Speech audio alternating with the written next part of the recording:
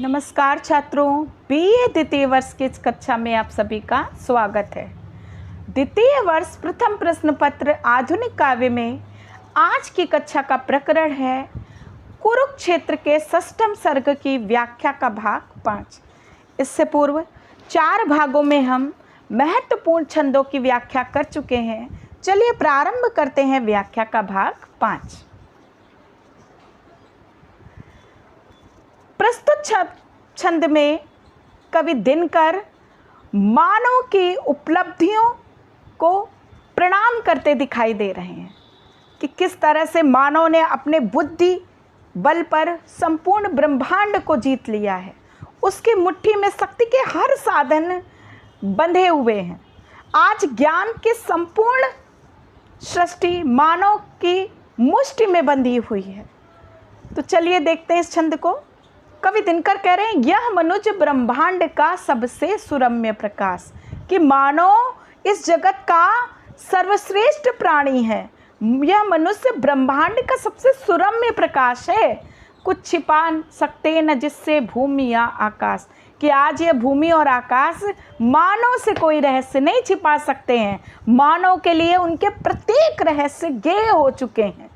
मानव ने अपनी बुद्धि और बल पर धरती और आकाश के सभी रहस्यों को जान लिया है।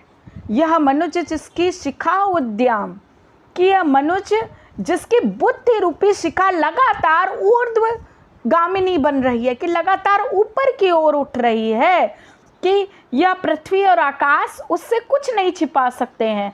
और मानव के मन में लगन की जो दीप शिखा है, उसके आगे संपूर्ण जगत नतमस्तक होकर के आदर और भक्ति से प्रणाम कर रहा है, कि कर रहे जिसको चराचर भक्ति युक्त प्रणाम।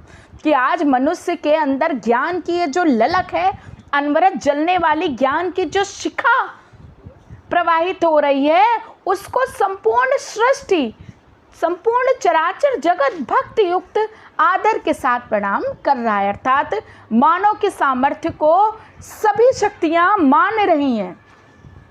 ज्ञान का विज्ञान का आलोक का आगार, कि यह मनुष्य ज्ञान और विज्ञान तथा बुद्धि के प्रकाश का भंडार बनकर के सामने आया है।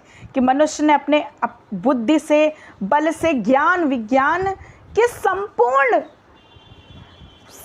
संपूर्ण सामग्रियों को जीत लिया है। तो ज्ञान का विज्ञान के आलोक का आगार, कि यह मनुष्य ज्ञान विज्ञान को जानने वाला बुद्धि का भंडार बनकर के सामने आया है। यह मनुष्य ज्ञानी शृगालों कुक्कुरों से हीन। अब यहाँ दिनकर जी ये सिद्ध कर रहे हैं कि केवल ज्ञान के द्वारा ही मनुष्य श्रेष्ठ नहीं बन सकता। मानव के अंदर मानवोचित भावनाएं होना भी अत्यंत आवश्यक है। कि केवल ज्ञानी बन करके अहंकार से भरे रह करके हम मानवता का हित नहीं कर सकते। तो दिनकर कह रहे हैं कि यह मनुष्य ज्ञानी श्रृंगालों कुक्कुरों से हीन, कि यह ज्ञानी मनुष्य जिसके अंदर यदि मानवीय भावनाओं का अभाव है, वो ज्ञानी मनुष्य भी श्रृंगालों और कुक्कुरों से, अर्थात सियारों और कुक्कुरों से हीन है, गिरा हुआ है। हो किया करता अनेकों क्रूर कर्म मलिन, कि अब उसके लिए सिर्फ भौतिक और सामर्थ्य और सुख सुविधा इतनी बड़ी होकर के रह गई हैं कि इनको पाने के लिए वो घृणित और क्रूर मलिन कर्म करने लगा है। देह ही लड़ती नहीं जूझते मन प्राण, कि इस भौतिक लिप्सा के लिए उसकी केवल शारीरिक देह ही नहीं लड़ती है, बल्कि उसके मन और प्राण भी इस घृणित कार्य में रत हैं। साथ होते ध्वंस में इसके कला विज्ञान, कि जब ये अपनी शारीरिक तृष्णाओं को जीतने के लिए, जब ये धन और संपत्ति के लालच में एक दूसरे से लड़ते हैं, युद्ध करते हैं, तो इस ध्वंस में मानव के केवल शारीरिक ही, इसके साथ मानव में केवल शारीरिक ही ध्वंस नहीं होता, बल्कि इसकी कला विज्ञान और संस्कृति का भी नाश होता जाता है। इस मनुष्य के हाथ से विज्ञान के भी फूल वज्र होकर छूटते, शुभ धर्म अपना भूल।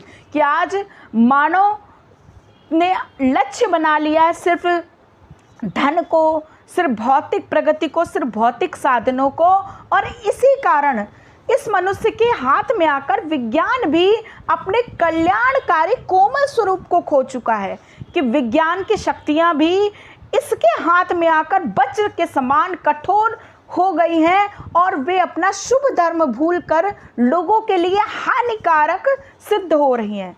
किसका उदाहरण हम देख सकते हैं कि जहां एक और विज्ञान के आविष्कारों ने व्यक्ति को संचार की सुविधाएं दी, लोगों को जो है यातायात परिवहन के सुगम साधन दिए, वहीं इसने लोगों को मृत्यु के घेरे में भी ला करके खड़ा कर दिया। कि तरह तरह के जो नाभिकीय हथियारों का आविष्कार हुआ है कि उसके रहते दुनिया बहुत ही छोटी परिधि में घिर करके रह गई है, कि कभी भी कोई देश यदि अपने व्यक्तिगत स्वार्थ के लिए इन नाभिकीय हथियारों का प्रयोग कर दे तो पूरी दुनिया कुछ ही क्षणों में समाप्त होकर के रह जाएगी।